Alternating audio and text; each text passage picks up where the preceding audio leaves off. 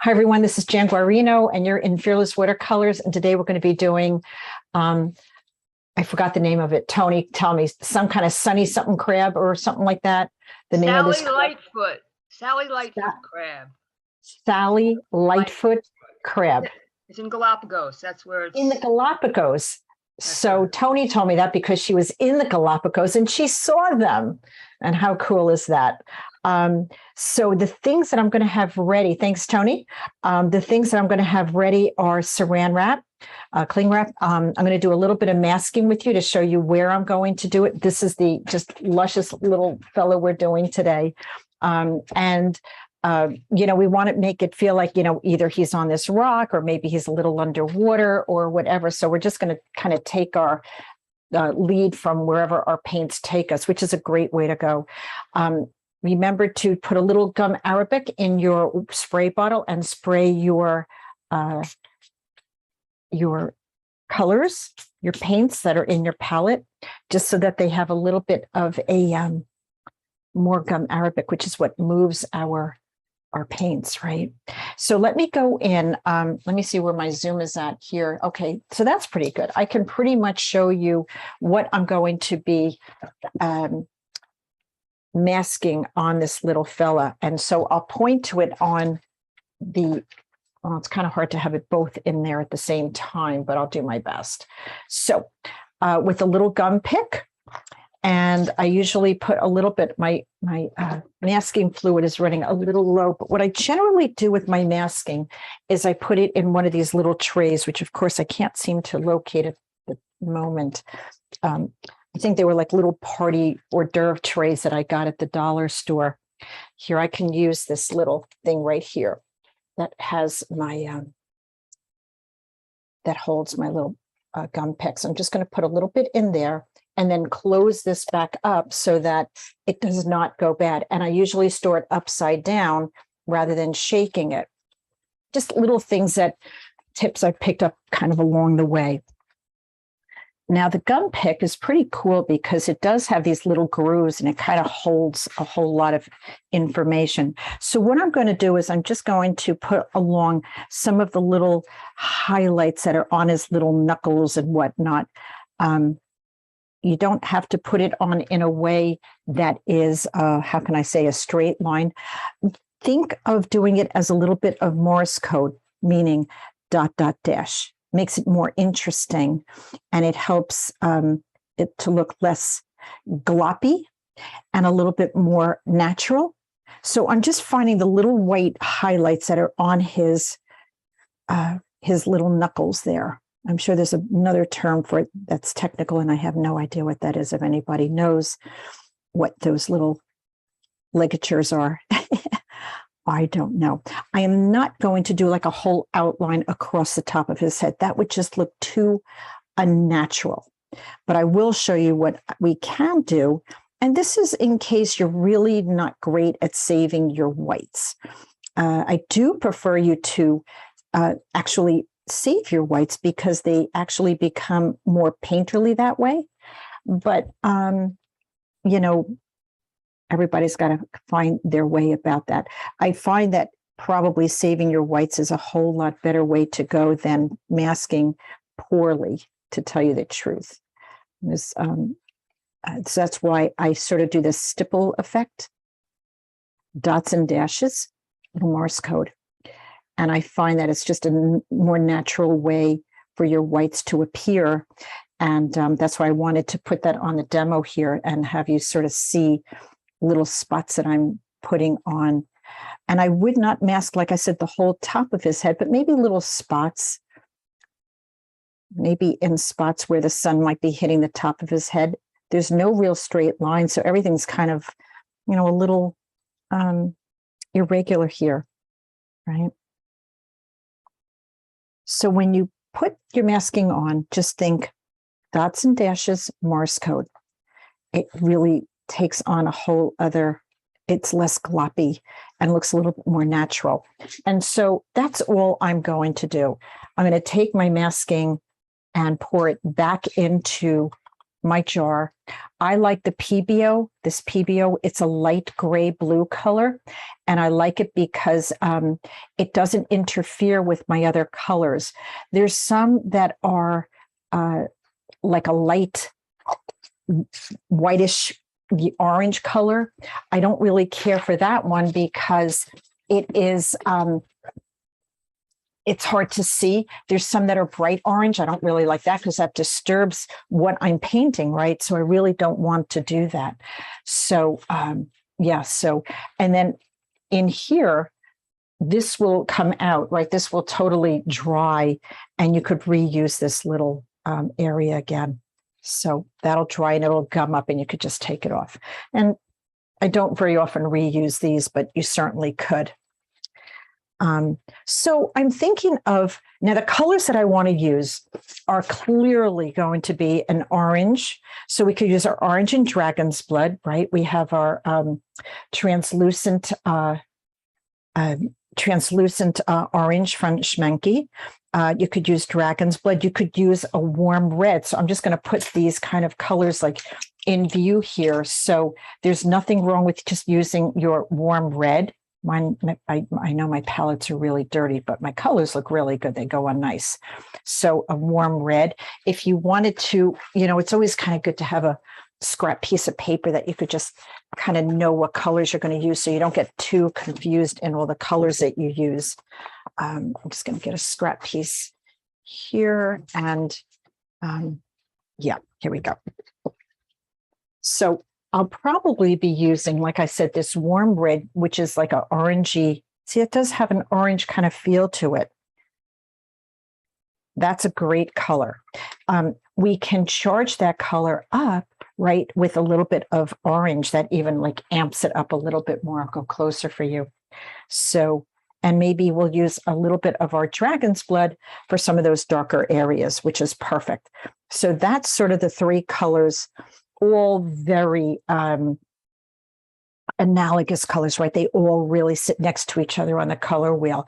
If you don't have dragon's blood, which, you know, is possible at this point in my class, but not likely, you could always use your burnt sienna. Now, as far as that blue is a really great, I think cerulean could work really well if you have cerulean. I think that's a nice color, right? That's a great color. I do have it a little low, but that's a great color. If you have the Holbein blue-gray, that's a nice color, right? That's a discontinued color, which you actually could make from cobalt and white. So that's a discontinued color. So don't go crazy looking for it. It's a Holbein blue-gray. They don't make it anymore. They do make a horizon blue, which is a little brighter, but certainly usable. So any of those blues will work nicely. And like I said, you achieve this color. This is the Holbein blue-gray that they discontinued, but you can achieve it by mixing your cobalt with white. It's a very, it's not a transparent color. It has more of an opacity. And then our yellow, I think we could use our Quin Gold. Perfect. Oh, the Quin Gold is absolutely perfect. Those are the three colors that I'm going to use. And I want to use those same colors in my background. Now, if we're going to do rocks, which I think could be nice, I don't want to go to brown. I want to see about taking my blue with my red and my yellow. I'm just washing my brush off in between each of these passes, right? So if I mix these three colors, I do get a brown color. It's not as nice as these colors, but when we charge it up with color, right? When we go in and charge it up with color, it actually amps it up even more. Add a little orange into there, and it makes it very,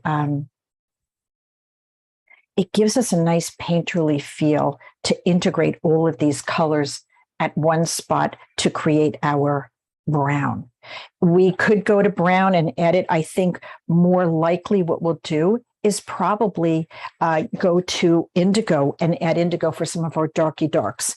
And the indigo is the perfect color to really harmonize everything going on in your painting.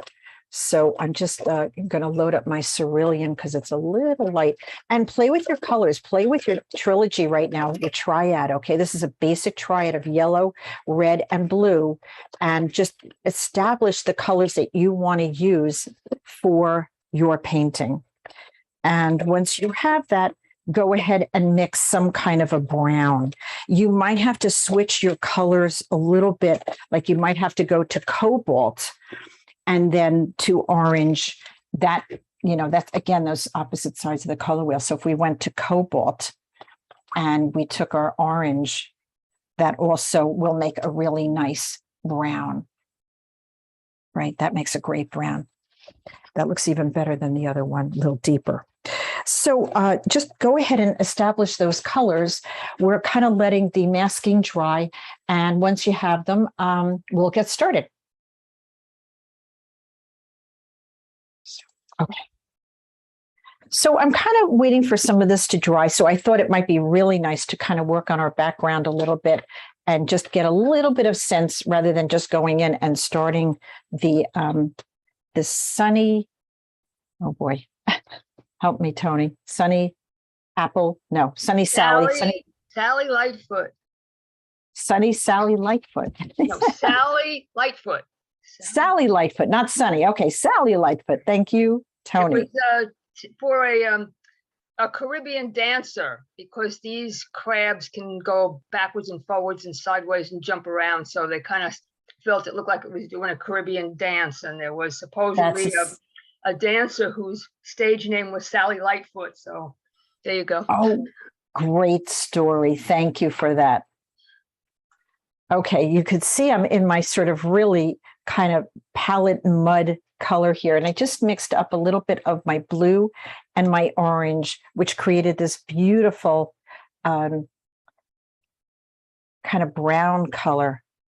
And I never really worry about putting any of that on here because I always think that it gives me such a nice sense of the blue and the orange while creating the a really nice sense of both colors, but yeah, toning them down. I like the idea of maybe adding a little bit of light yellow to that kind of background. So I'm going to start with my Queen Gold, and I'm just giving the background a little bit of sunny, kind of a hint of all of that beautiful light, very light wash. Okay. If you want to, and you don't really have to save around the crab because, we're going to be using that color within her as well. I say her because her name's Sally. So just giving it like a nice glow, a sunny glow across her. So don't tool out around her. Don't worry if you go through her because none of that's going to matter, really. And now what I'm going to do is I'm going to take this, you can see sort of my blue and my orange here, which make a beautiful brown. And I'm just going to start putting in some of these colors into the rocks. And I'm letting them just kind of spread out.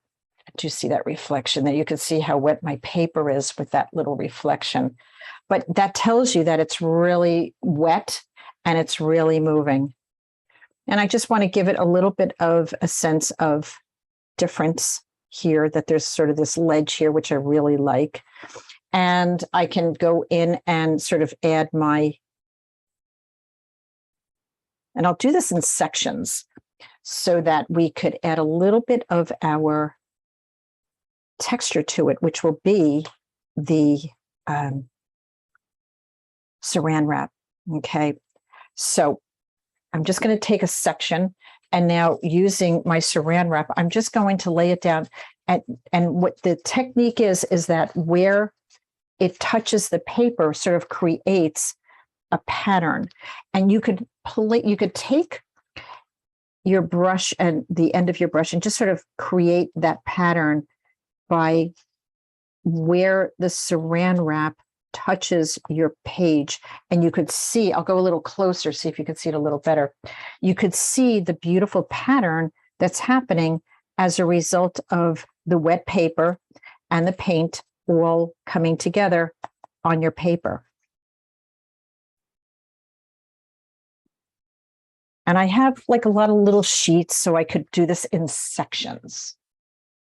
So again, my blue and my orange are creating this kind of toned down. And if it goes too blue, don't worry, add a little more orange. If it goes too orange, don't worry, add a little bit more blue. You're really okay, because it will appear toned down. And this is such a fun way to work. And if you wanted to leave it, where you have a little bit of white highlights kind of hitting it, that's okay. That's good too, right? So just a nice, fun way to let paints hit your paper and create a nice texture. And then, of course, we're creating even a better texture by adding the saran wrap.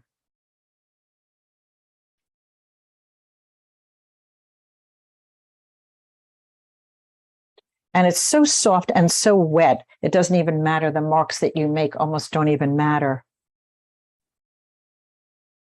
The colors will blend and merge together, because what we're going to be doing on the crab is so vibrant, right, that we really could have some fun with this background.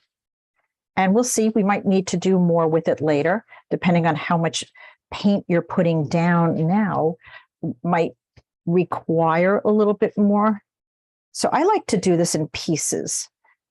One big piece doesn't really work for me, but little pieces kind of does.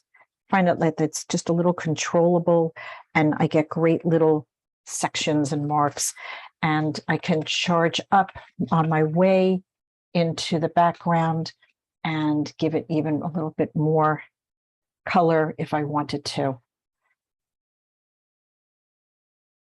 So I'm finding my cobalt and my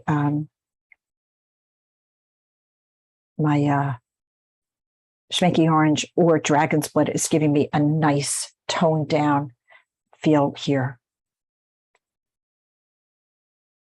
And again, I'm not really overly concerned with the marks that I'm making, because I will be either going a little darker with it later on. We'll see the marks that we get from it, or it'll be just fine the way it is. We're just going to get a sort of feel for what we want to do. And we're just suggesting the rocks. I really don't want to go hogwash crazy, overly complicating this at this stage of the game. It's just a nice way to get a texture. So, and I reuse this saran wrap over and over again. Doesn't really seem to hold on to any colors. And you could just sort of twist them around so that you're getting all kinds of areas that are touching. These are let's see why I like working with small pieces, because the big pieces get caught. So just twist it and gather it and have some fun with all of that. And just look at what's going on underneath it to sort of create some fun shapes. Now, this is going to take a while to dry. So what I'm going to do is suggest, and we can't really use a hair dryer, right? Because it will, ceramic will melt, it'll blow away. So what I'm going to do is just take a sharp scissor and I'm just going to cut away any of the areas that may interfere with me painting Sally Lightfoot without taking it off of the paper above it. If you could squish it away from it, that's good too. If you could just take the saran wrap and just move it away, that's also a good way to go.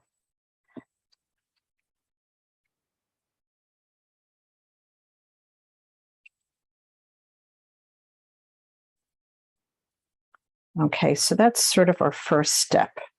And I am seeing like some darker browns over here, some lighter colors over here, all of that, because we use the colors that we're going to work in the crab, will really bridge the palette early on. So it's good to think that way, to know you're going to be wanting your,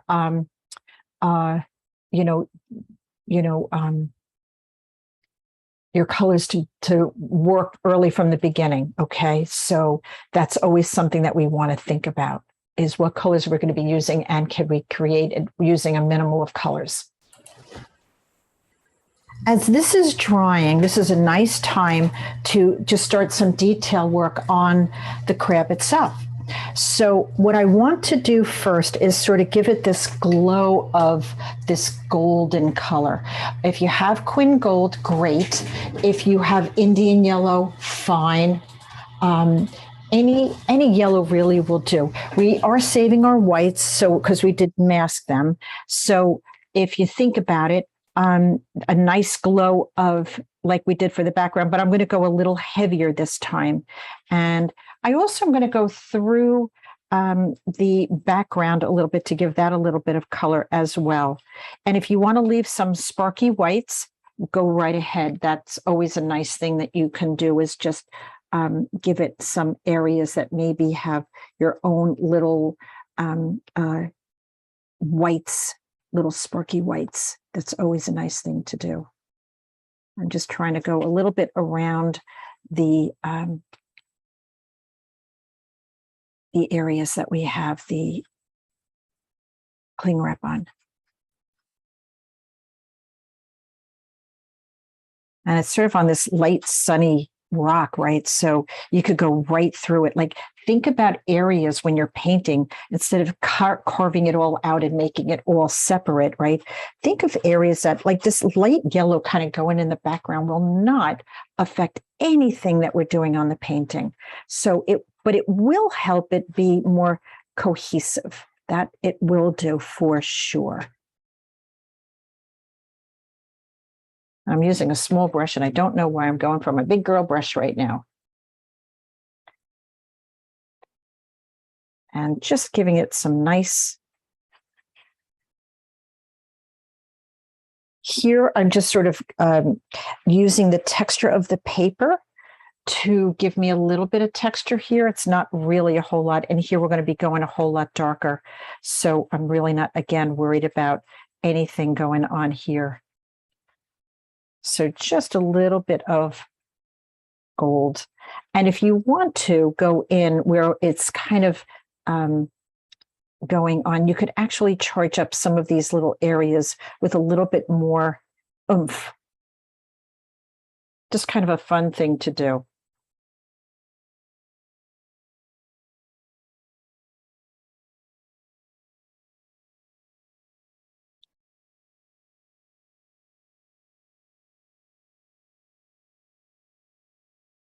And just so there's a little bit of light hitting that back, the rock that she's on.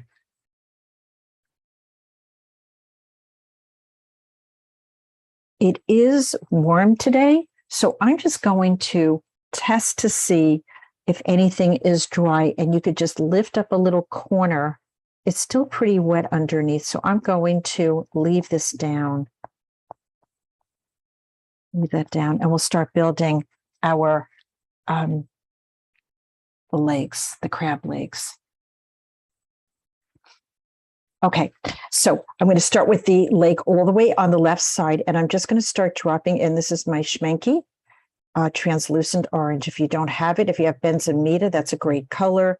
If you want to use your warm red, you could use that. You could actually go in and use any of those colors. And in fact, I'm going to be using all of them, and I'm going to show you how I'm going to do that.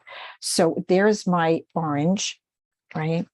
And go in, and while it's wet, think of charging it up with your red, your warm red, and letting it sort of take off, letting it move. And if you wanted to go into and add a little bit of dragon's blood, you could also do that. They're all three great colors that will all blend right here on these little crab legs.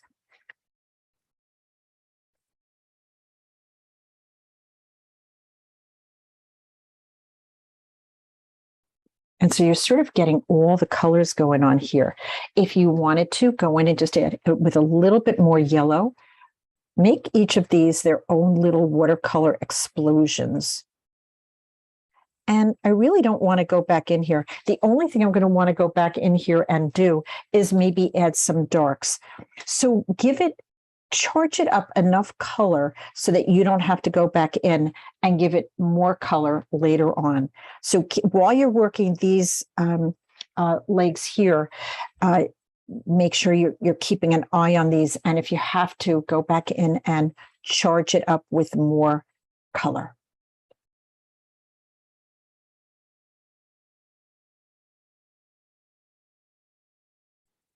And mine's kind of bleeding out a little bit because the background is a little wet. And again, I think that that's just maybe it's blurry because he's on the move,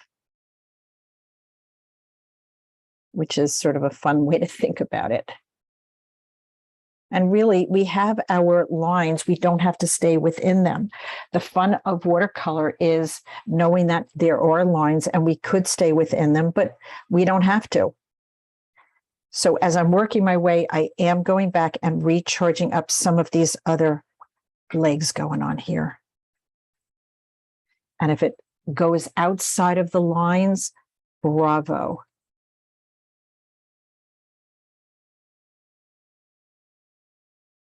There's a little bit of orange that kind of comes in here. I'm just going to give it a little bit of a breach and create a little bit of a soft line right there. A little bit of orange going in there looks really good. And if you want to find spots to leave a little bit more white highlights beyond your masking, go ahead and do that. I think that's a really good thing to do.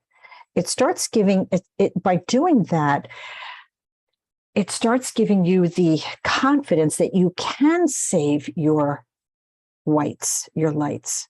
It starts building up a little bit of confidence.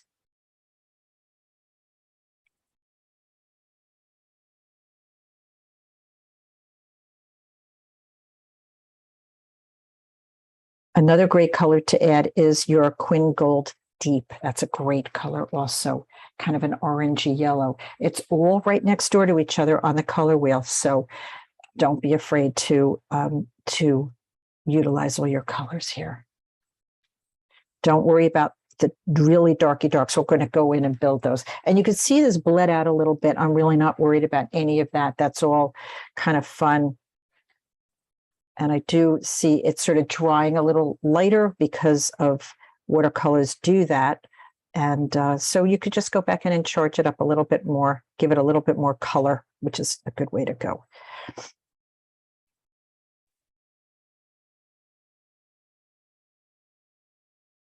So from your deep red to your lighter red, Quin Gold Deep, Dragon's Blood, all fabulously great colors. Don't save your darks. You see a dark area, go right through it. Do not save your darks. We build darks, we don't save them.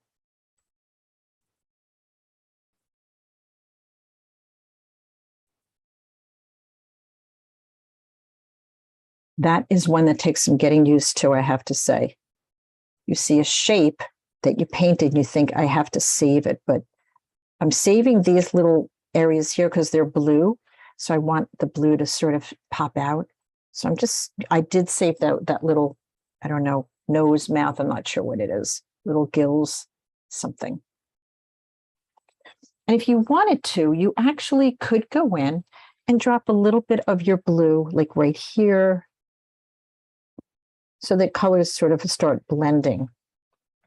That's a good spot. That's a really good spot right there.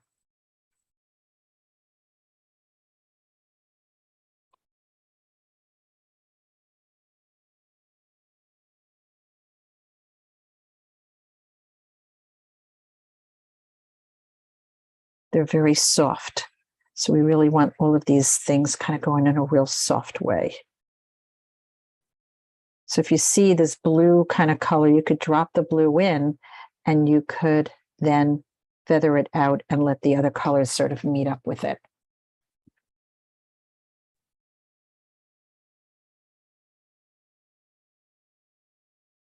Play with all of your analogous colors. Quin Gold Deep, Schmanky Orange or Benzimita is another great one. That's a little more opacity. Dragon's Blood and your warm red.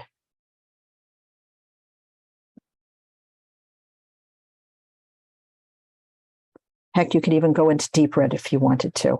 Why not? There's no reason. You will not get mud. This will not happen. This will not turn muddy at all because the colors all sit next to each other on the color wheel. I'm really, really big into understanding and utilizing color wheel, as you guys probably are well aware of.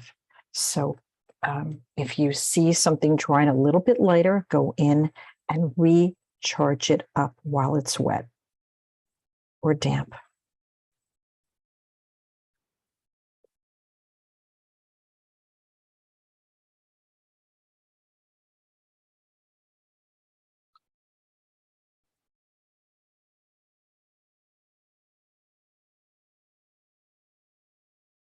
And I'm coming up to the last two legs.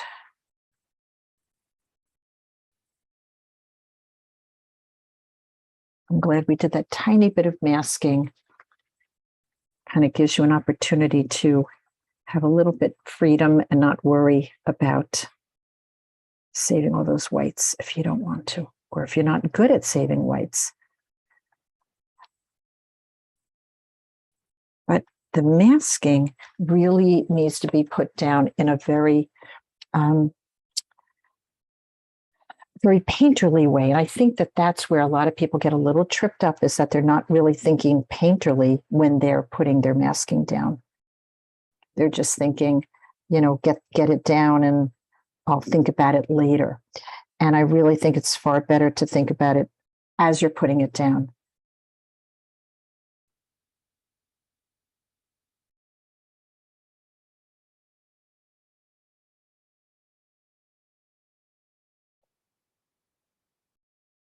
So let me back out, show you where I'm at. Oh, I got all those little legs done.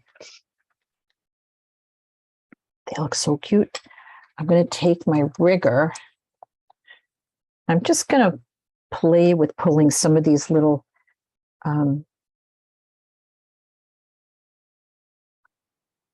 little feathery things, little spindle things off of that front claw.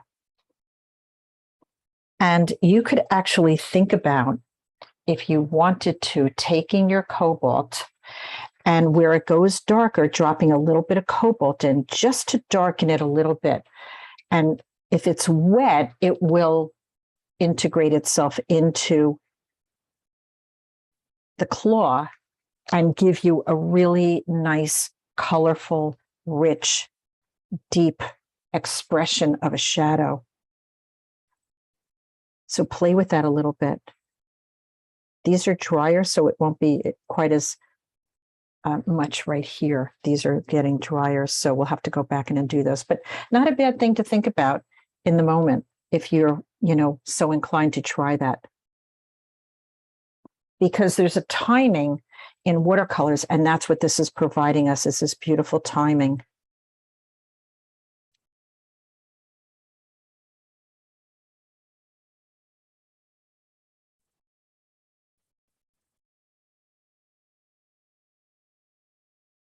And think of adding color where you don't see color. So this particular Sally Lightfoot has, you know, blue in some of her other legs. I don't think they're all the same, so I think you could have some fun with that. And I'm just going to go in and start his face a little bit. I keep switching from her to him. I know, because we don't know. I don't know if it's the kind of thing where the females are less attractive and the men are the more attractive color. Tony, if you want to weigh in on that, I'd be curious. No, you can't tell the difference. Okay, thank you. I love that you know that. I think that's just awesome. Thank you for that. So I like that the female and the male are just as colorful. That's kind of nice. And so if your colors are a little bit more vibrant than your photo, okay, that's your Sally Lightfoot. I'm just going in and dropping a little bit of blue in here. And I'm thinking by the time we get done with all of this, we're going to be able to lift our backgrounds and see what we have going on there.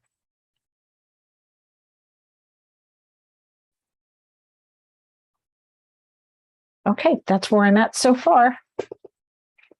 Look at that hit of blue there. That looks really good. Again, don't worry about dropping your color directly. And if it goes too blue, drop a little bit more orange in.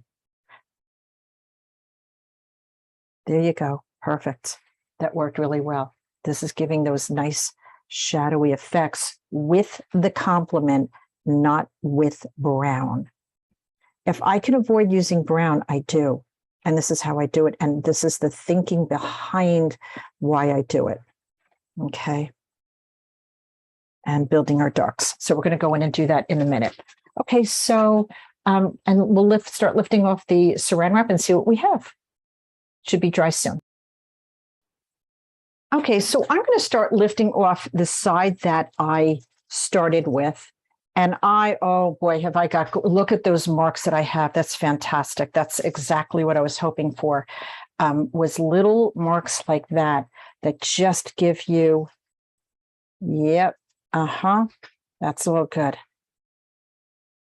Fantastic. And it feels not just rocky, but it also feels a little undersea-ish too. It kind of has that like feeling of, water splashing up. I don't know.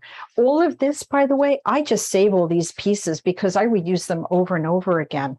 So I keep them in a little thing that I just have them ready to go anytime. They come in real handy, and that's all dry now. So that worked out really well.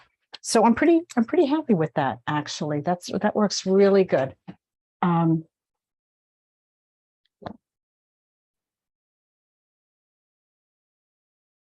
So let's go up and do a little bit more.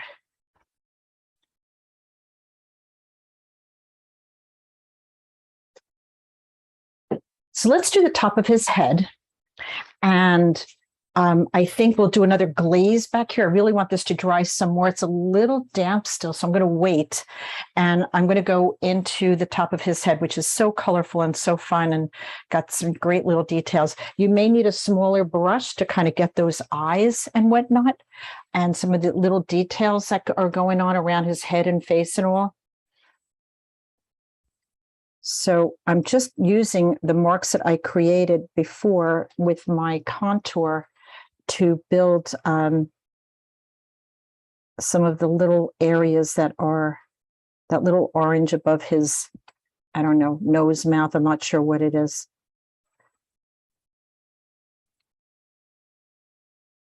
Now, if you have a hard mark, fine. If you want to do a soft mark, remember to take the color and wash your brush off and just feather it up.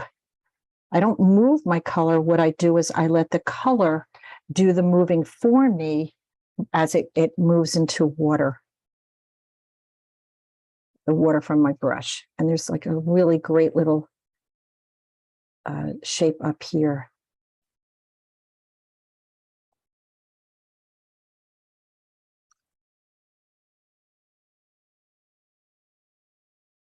Making that translucent orange, it seems to be a little staining. So, just be careful of that if that matters to you.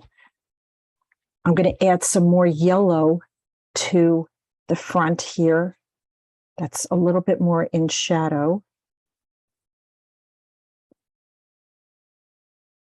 So we kind of went with a light yellow before. Now I'm going a little bit darker. His eyes kind of have a purplish color, so we can achieve that with our red and our blue. So where you could keep the same colors on that you're using instead of going for another color, that's always a great way to work.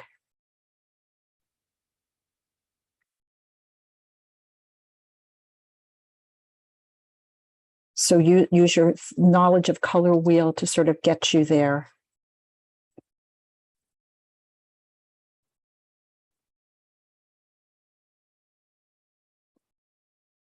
Or if you just want to go in and get a little violet, you could do that too. So just dropping a little bit of that into his eyes, her eyes.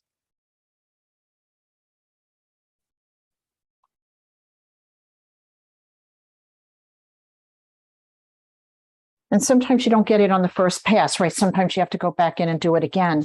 And that's okay because that's how you build it. You don't feel like, oh, I can't leave this area until it's completed. Don't worry about that. That's really okay. Have it build. Go back into it if you have to. And that's a nice way to think about painting, that you're working the overall painting at different times, and you keep going back in and building an area. But what you may find is by the time you get back there, it might not need as much building as you thought it did. So that's food for thought. That's often what I find, is that it doesn't need as much as I thought it did because I'm working the whole painting, or an area that you thought was done isn't done and definitely needs more work. So, whatever the answer is for you is important to recognize that.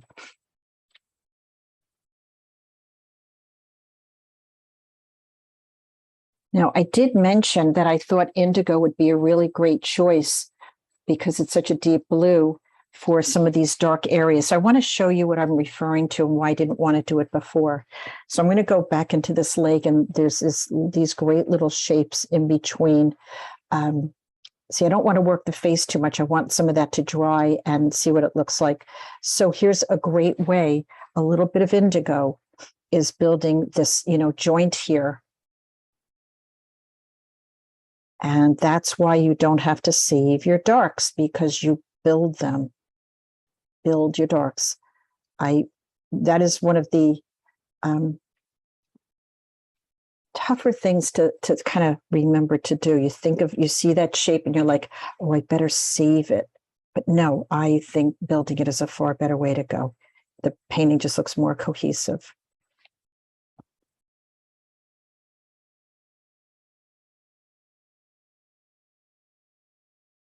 And if you got some of the marks in initially, then you're going to be in really good shape to find all of these great little nooks and crannies that are going on. And if you lost it, okay, so if you don't see it in your drawing anymore because we added so much color, don't worry about it, because just follow along. Keep your finger on your photo where you're at, and then go back to your painting so you're not losing, any momentum in terms of where you are and where you're painting. So I keep a finger on each of those areas if you don't have your drawing quite, as dark as you want it to be. And so now, guys, I'm going back in and just charging these areas up with a little bit more indigo before they dry, because I don't want to lose the intensity that's going on there. I really like it. So just go back in and add a little bit more if you need to. Keep an eye on it. Keep an eye on it. Because watercolors dry a little bit lighter, sometimes a lot lighter, because we're adding water to our colors.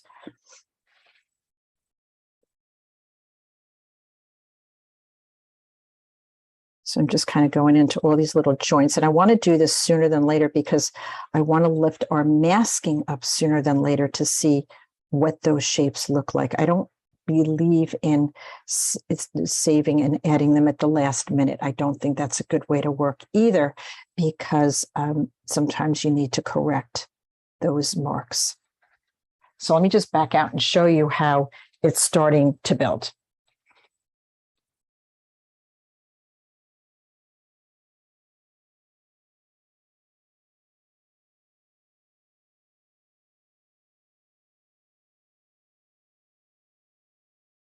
And of course, I want to go into the face underneath that little top face part where the neck is, where the body and the legs sort of get attached. So that's a really nice place to go in and add a lot of nice darks also.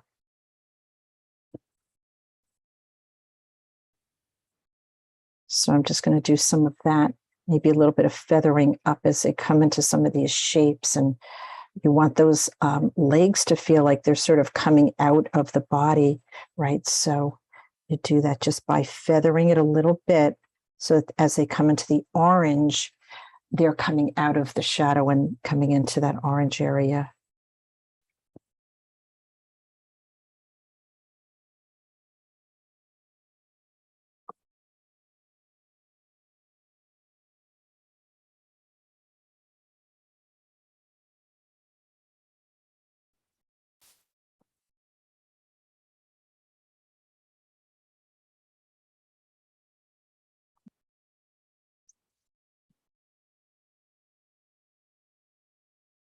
Yeah, the indigo really pulls a lot of the painting together.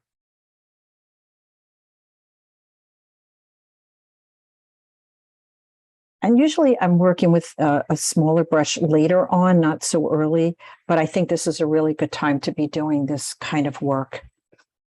It feels like the right time.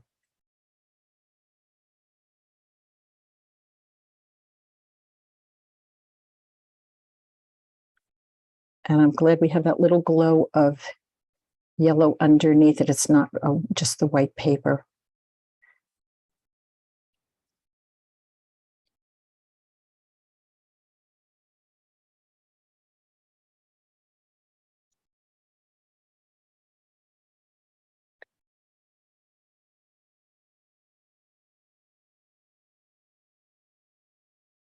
And again, if you're using a lot of, if you need to charge up areas to go a little darker. And if you can't see the shapes, take your photo and your painting and work upside down. That is the best way to not paint eyes and, all these little crazy things that we have no idea what they really are. It's a great way to trick your eye into just painting shapes. That's all I'm doing is I'm just painting shapes. Just painting shapes. That's all I'm doing. So a great way to sort of trick your eye into and your hand into painting something more than because you don't know what it is. So you may actually make assumptions that will look a little off. So if you're lost, good. Just think about painting shapes and turn everything upside down.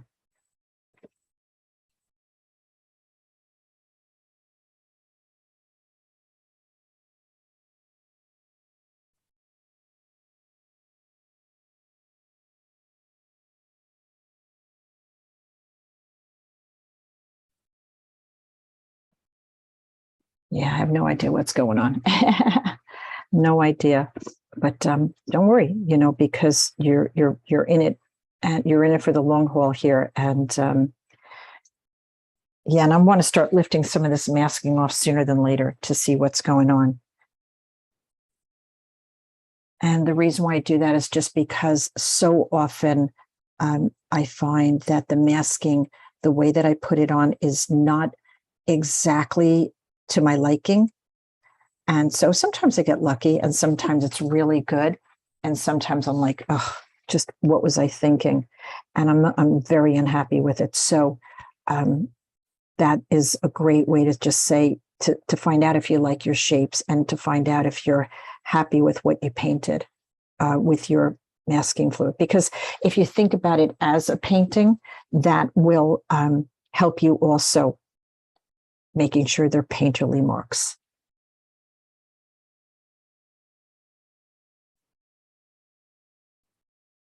Yeah, there's a whole lot going on in here, which I can't really see what it is. So I probably want to work upside down with that. So over here is dry. So I'm going to take my masking fluid off with my rubber cement pickup. And the reason why a rubber cement pickup works is because that's what this is. The masking fluid is liquid rubber cement. Only do this if it's really dry. And you could see as I'm lifting it, like I kind of made some good marks. And I'm happy so far with what I'm seeing because they're not straight lines. they're squiggles, they are Morse code. There's a lot of different things going on. Stay away. If anything is still wet, do not go near it with your pickup, your rubber cement pickup, if anything is wet or even damp. And what you could do is you could tap it and lift it off also. It doesn't have to be a smear thing. And I find that when you think about putting masking fluid on in a painterly way, as opposed to just globbing it on, you start being much more cognizant of what may happen when you lift it. So let me back out. And that feels good. It feels like I've got, I'll just zoom in for a second. It feels like I've got nice highlights, right? Feels kind of good. And you'll note that they are, again, I used a Morse code ... as opposed to these straight lines. I'm going to leave the one on top because I want to build the background back there. I don't really need to save it, but I'm going to leave it there for now anyway, because I want to build the back a little bit more.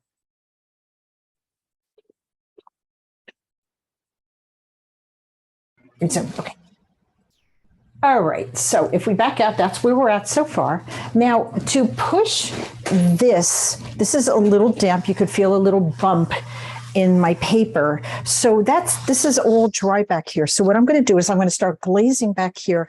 And I think I'm going to try a little bit of salt on top of my, texture that I got with the saran wrap. So let's give it a whirl. Never really 1,000% sure what's going to happen, but I like to try it nonetheless. So I'm going to push this background a little bit. And I think I'm going to try, you could try an angled flat brush. You could try your sexy scumble brush. You could kind of go in any direction. And I'm going to start with some indigo back there because I really want that white to stick out from the background, the face and the head. I'll go a little closer for you. So already I kind of see something great happening.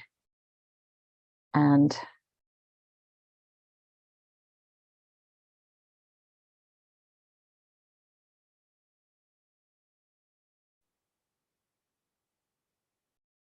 so I'm using my sexy scumble brush, which we built these kind of in the class.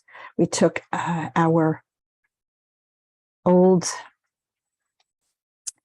sable brushes that weren't working for us anymore and created these really beautiful brushes that give us fabulous texture.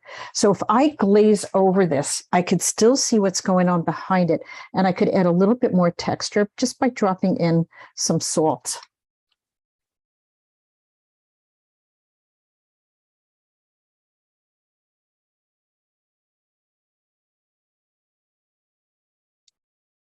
And I could also add a little bit of my dragon's blood into the indigo, and that sort of helps bridge the palette too. And those two colors really create a fabulous combination of complementary colors. So I'm going to do it in sections. You could actually utilize some of these marks that you have back here if you want to hold on to them and really use them to hold on to if you want to utilize them to a greater degree than a glaze might have them dissipate too much. Or what I'm going to do is I'm going to feather up into them. That's what I'm going to try to do because I would like them here. Back out. I like how they're appearing, but I also like this contrast that I just added here.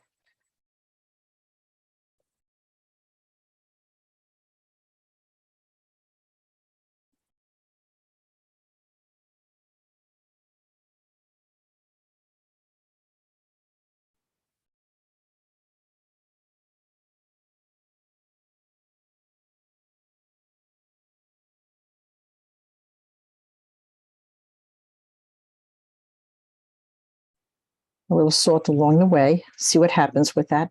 Never really am very confident with salt. Sometimes I get great results and sometimes I'm not so sure what's going to happen. So it depends on the color, depends on how much water, depends on a lot of different things.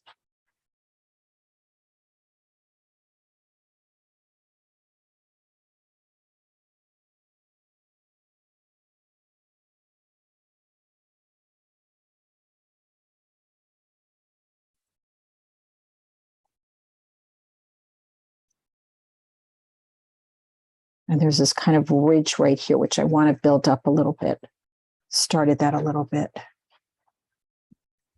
Go a little closer and show you the marks that I'm making. I kind of have this little splash thing going on. I don't know if I really want that. It kind of does feel a little sea-like, but I'm not going to keep it in every spot. I'm going to feather some of them out into the shapes that I built with my saran wrap.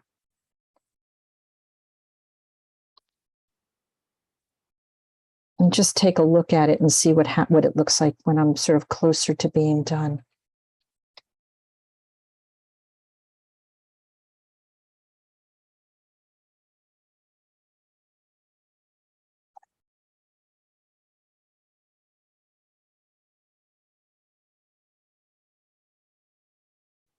And there's all kinds of little like knobby things going on around his face. So just don't make your edges too rudimentary, especially up there. You want it to be, much more organic looking. This little person has been through probably a whole lot being in the Galapagos and has done a lot to like survive to this point. So I'm making up a story, but I'm pretty sure that Galapagos is a pretty tough place to survive. Not really. They No, don't really huh? have any They kind of predators. live happily. Well, not that there aren't predators, but no, there aren't too many predators for the Sally Lightfoot, so they're running all over the place. And all So the I other guess, animals don't know that humans are a risk, so you walk right up to them. They're doing their thing and they just ignore you. wow. It's incredible. Okay. Sally Lightfoots are living the good life in the Galapagos. Cool. Good for them. Well, I guess they've survived. I don't know. I guess there's a lot of survival that's going on there that is, pretty amazing. So they have managed this far.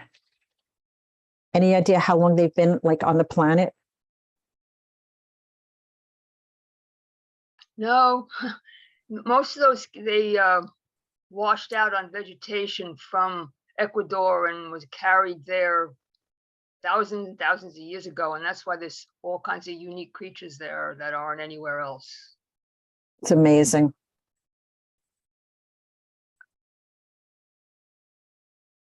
So you can see how I kind of blended the marks that are there with some new marks just to push this darkness around there. Don't do it everywhere. Pick and choose like little areas that you could charge up and sort of give it a little bit of a distinction between this rock in front and the rock behind.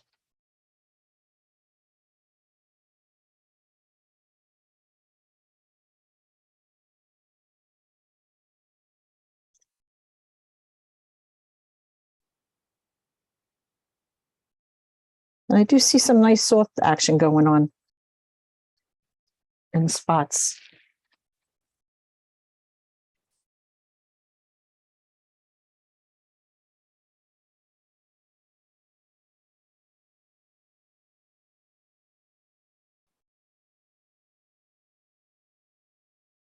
So Sally Lightfoots have the good life in the Galapagos. I like that.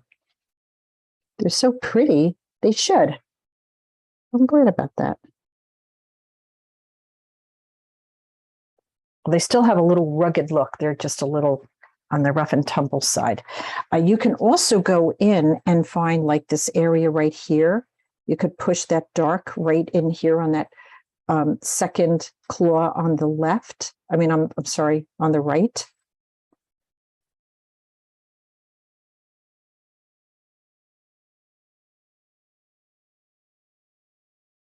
A little bit in here. I'll go a little closer. show you what I'm doing. I'm just kind of going in here and just giving it a little bit more oomph. I guess maybe they're not too tasty. Maybe that's what's going on.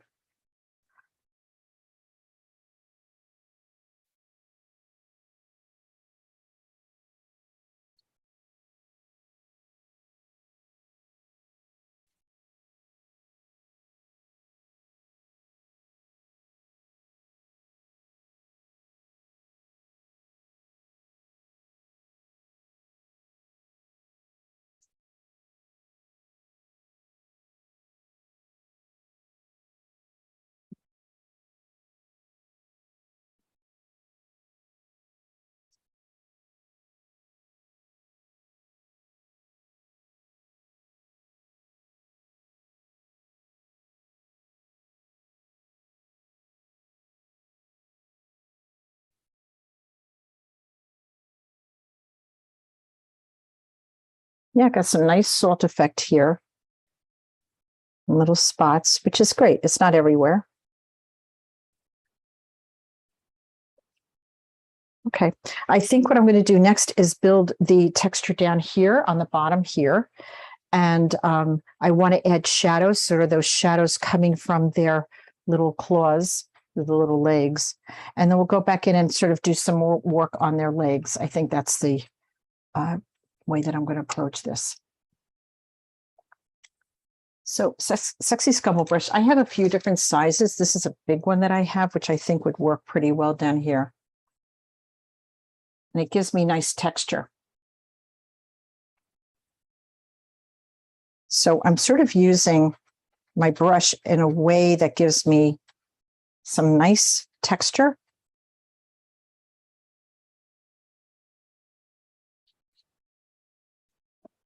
Scrubbing, I'm sort of scrubbing my paper with my indigo and my dragon's blood. And just going to see what kind of happens. This is yet another way to build texture. So I'm using my Saunders 200-pound cold press. I like this paper.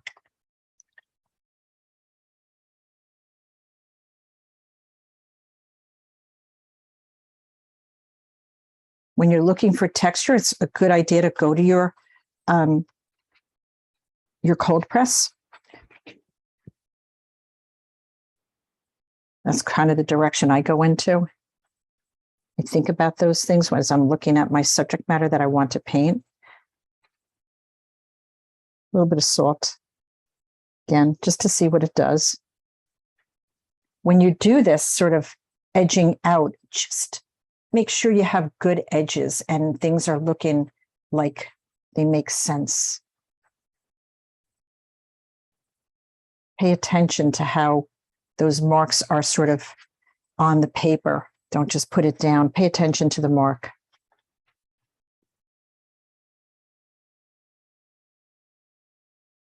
You could kind of hear the scrubbing that I'm doing.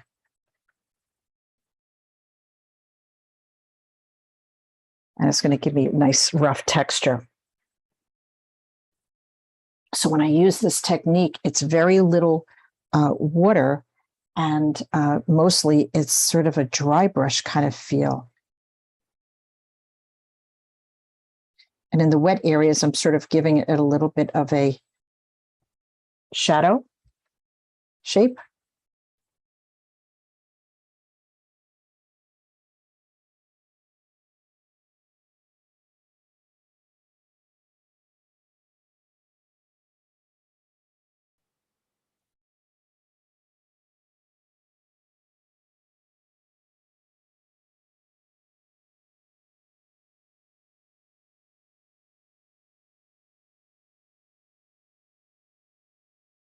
Indigo and my dragon's blood give me nice deep dark colors here.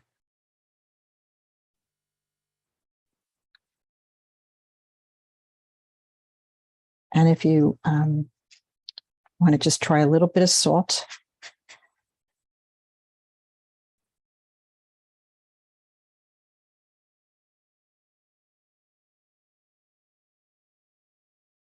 sort of indicating the shadows kind of coming from each of the legs.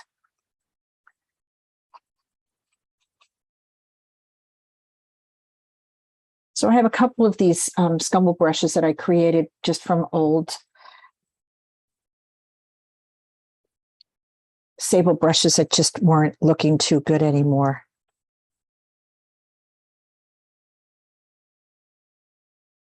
And they really do add a lot of nice texture.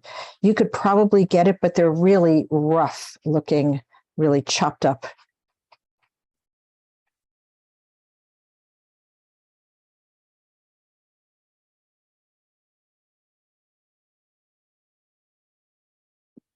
Just giving the hint of some kind of additional textures going on. I don't know if it's enough, but we'll see if it's enough as we build the painting.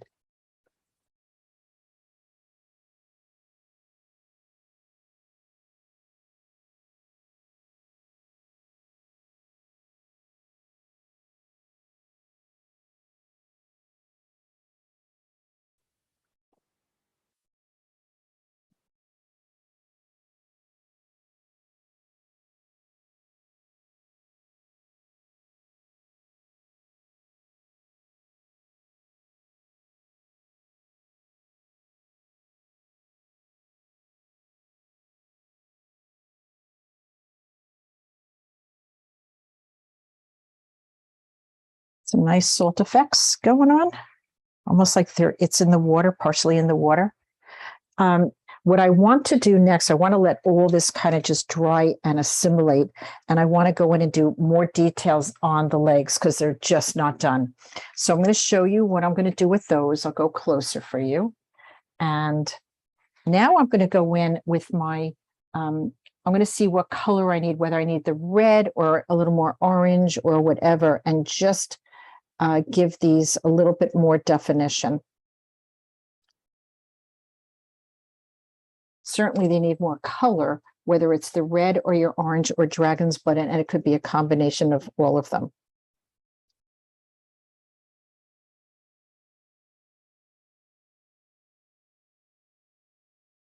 And it would be really nice if you put a little bit of dark right next to your masking fluid. That would just amp that color right up, the white rather, amp up the white really nicely.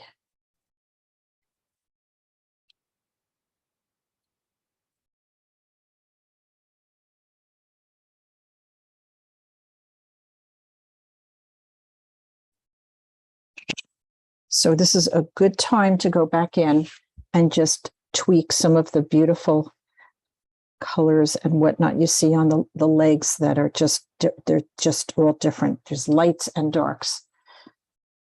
So I'm using my red right over it and my some orange.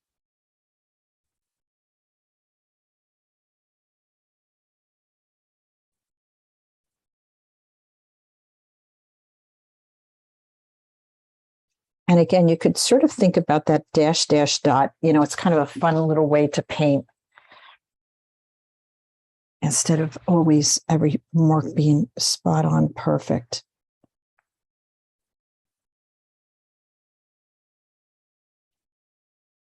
So now we could really see what it dried like and what it might need to go a little bit deeper and more, a little more color vibrancy going on.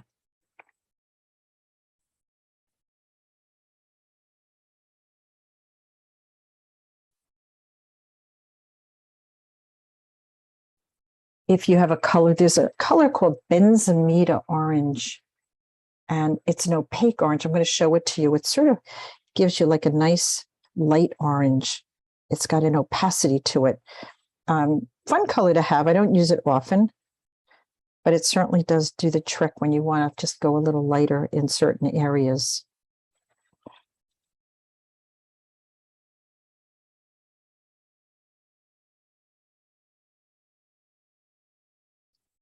It's all sitting next to each other on the color wheel, so everything is really good with that. You know, you just don't have to worry about any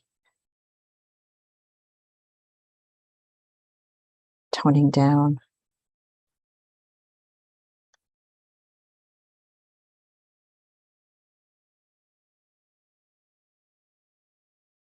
So I'm using my small brush. I got a pretty small brush, like a 0 right now that I'm going in and using to do this.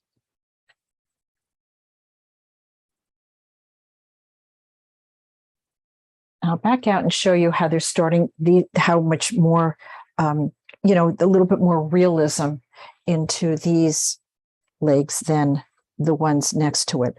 And that's just what we have to do. We just have to build these little areas to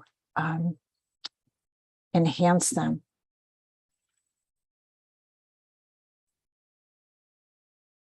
That's my deep red. So I'm just going into certain spots and just adding a deeper red. So I have a light red, which looks a little orange. And then I have a deeper red that kind of has like a cherry color to it.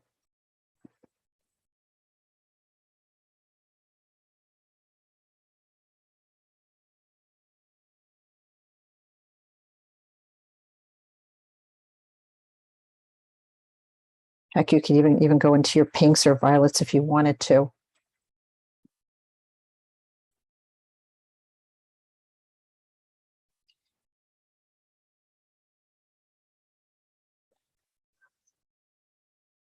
And that's why I never consider any part of my painting done until I, you know, go back in and rework some areas, because, you know, it needs to dry and we need to see the color that is left and we need to build it more. And it's better to do this while this is dry, because otherwise you will kill it with love. That's what we do. We just overwork it, overdo it. And you're better off just waiting to see what happens, how things dry and what it needs. And now you could totally go in and give it exactly what it needs.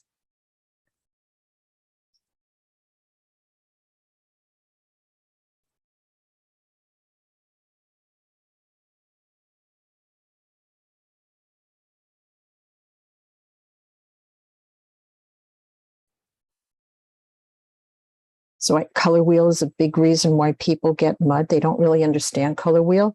So notice we used color wheel to create the dark background, and we're using analogous colors to paint the brightness, to keep this, use analogous colors to charge up your colors, and use complements to tone down. And once you understand that, you'll never get muddy paintings again. And also people get it because they overwork an area. They feel that they just need to continue working an area, and you really don't. It really doesn't help.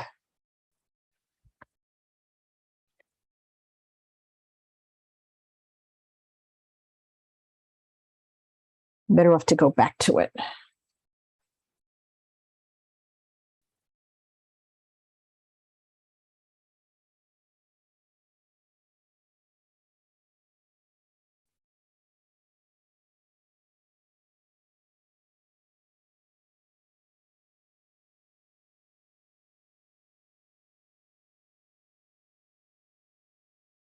And they looked pretty good before, but they look even better now.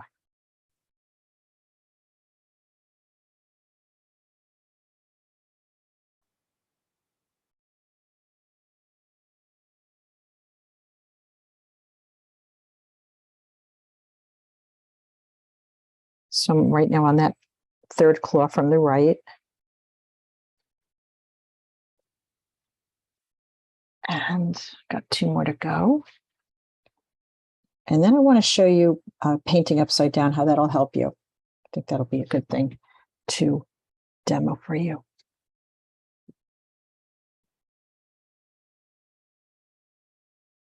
To get all these shapes that are going on inside the head, face, mouth, nose, all that stuff. It could be a little tricky.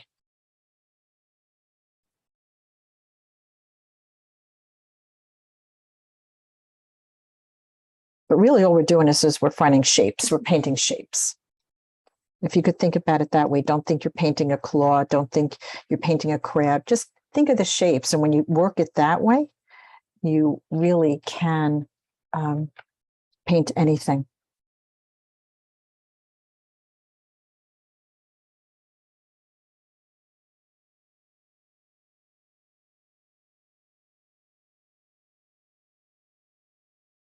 And I would never really consider any painting done until I splatter. So I'm going to definitely be splattering.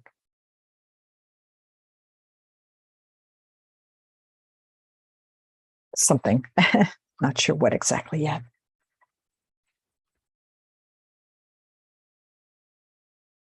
You could probably get a benzimida color by just adding white to an orange that you have.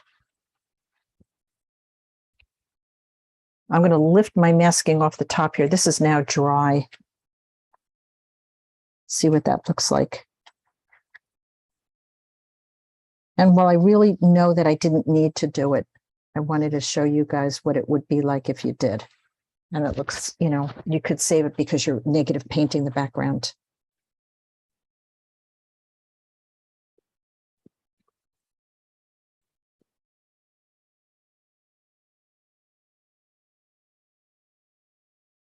I'm going to work my shadows a little bit more.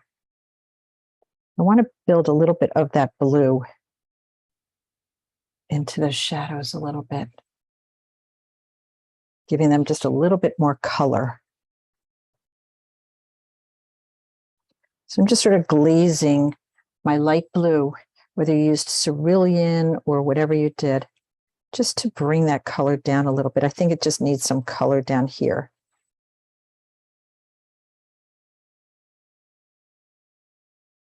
Just kind of livening it up a little bit. So whether you used your cerulean or whether you used your cobalt and white, or whether you used if you have horizon blue, I have horizon blue, any of those colors really sort of are doing the trick for me here. Kind of feels a little more sea-ish.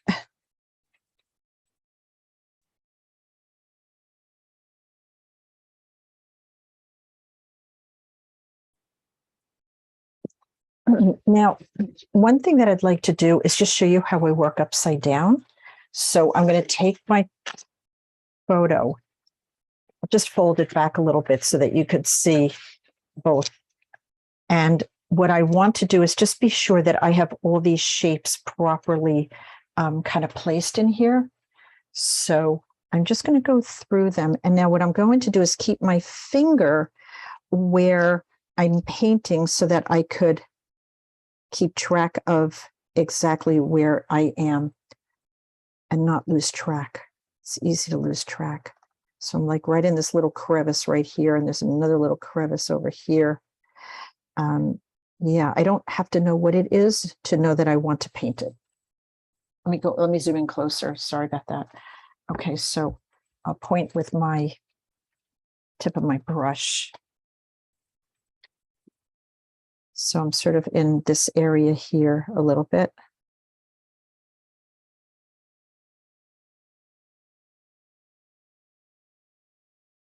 So all kinds of little gizmos going on down here.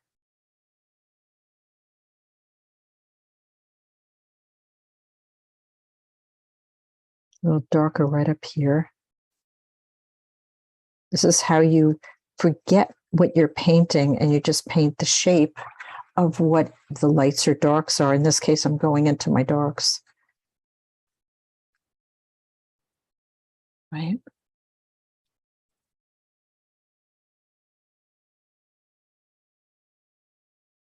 Coming around these two little doohickeys here. I don't know what they are, but they awfully are cute.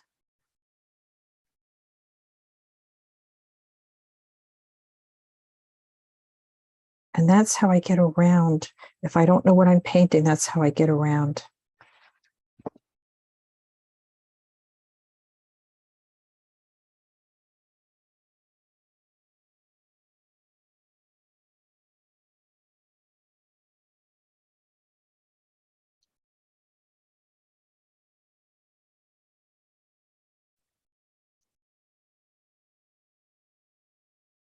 And you won't know till you turn it right side up and really look at it, whether you have all those shapes.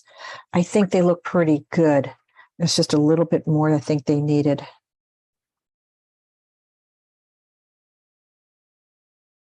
And then I'm going to splatter the whole thing.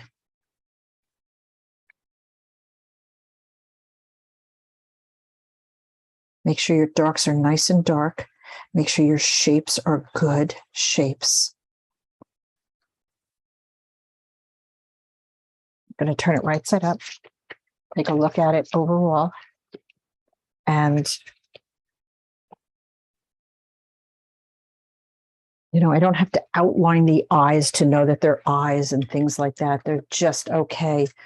I don't want an outline around the whole thing because that's not really what I see.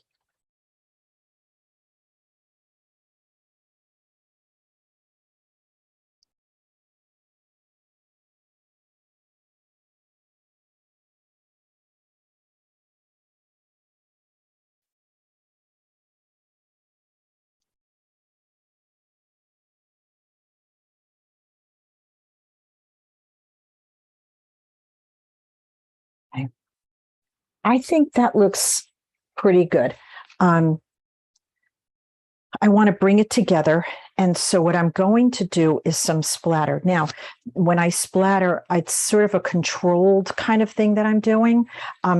There was one other thing that I wanted to show you, that is if you wanted to take some sponge and just sort of dip it into some of your colors or paint some of your colors onto your sponge to sort of get yet another texture going on. So I'm just going to take some of my orange here and maybe some of my blue and just paint and see what that looks like. Oh yeah, that's fun. Yep, I like it.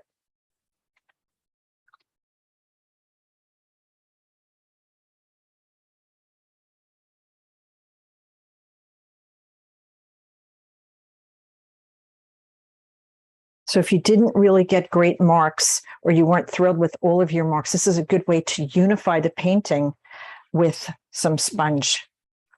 Kind of feels very sea-ish, right? Has that feeling. And the other thing, of course, is splatter. Now, if you want a controlled splatter, you get your tissue and you just sort of cover up areas that maybe you don't want to have the splatter hit, like maybe the face or some of the claws. I don't really think any of that's going to matter very much, but if you wanted to sort of control it a little bit, you could cover them up. I'm just going to cover them up a little bit, and I'm going to let things kind of take their own way. Now, larger splatters, you would use a big brush. Smaller splatters, you would do your toothbrush. So I'm all for big splatters. I'm standing up now so that you can really get a good, nice hit. I'm going to take my blue and I'll test it on a piece of paper first. So let me just remove this for a second. And I'll just put another piece of paper in place here so that I could show you what it's going to look like. So I just have the back of a piece of paper, and that's what I'm going to do right there. So it has like a down and then back up feel, which I like.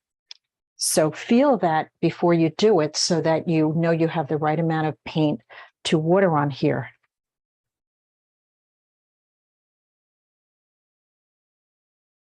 And somehow splatters have a way of just harmonizing the painting. So that's my blue, and I'm going to use my orange as well, because those are my two predominant colors.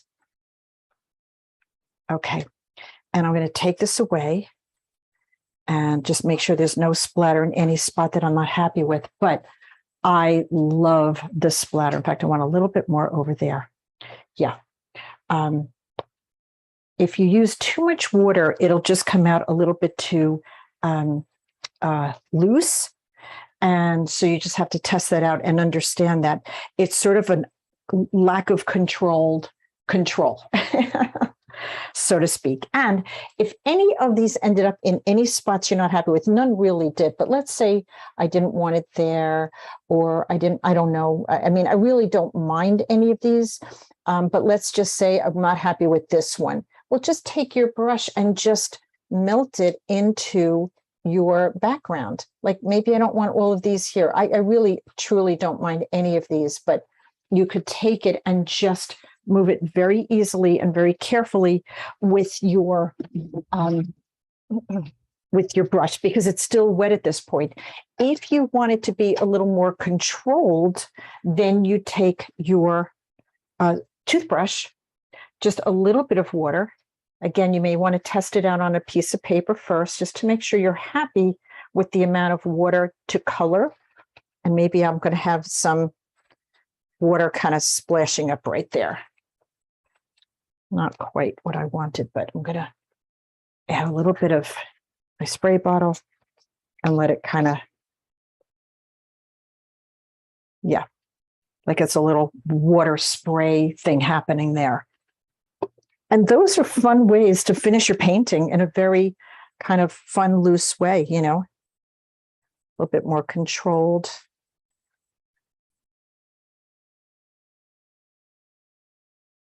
I think he's adorable. Sally. This is Sally Lightfoot. I love it.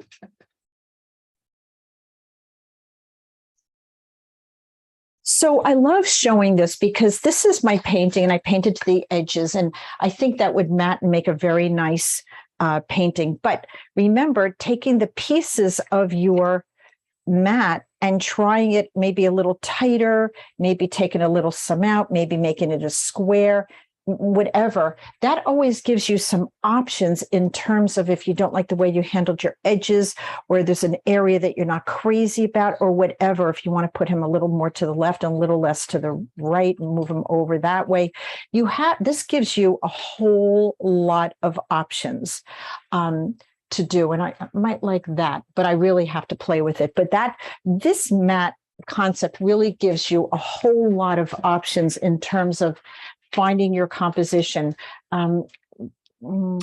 Teaching composition is one of the tougher things, and I think you're better off just finding it yourself within your painting and not worrying about, you know, what you did.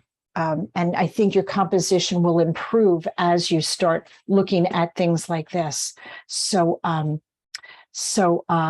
that's today's class. I hope you had a good time. I certainly enjoyed painting this little fella, a Sally Lightfoot crab from the Galapagos. Who knew? Thanks, Tony, for all that information. She was actually there about 10 years ago. And I just love having all of you have some information on what we're actually painting. I think that's cool. So till next time, Jan Guarino, Fearless Watercolors, keep painting and don't give up, because it's just a piece of paper and you can always try it again. There's another side to the paper too. See you soon. Bye.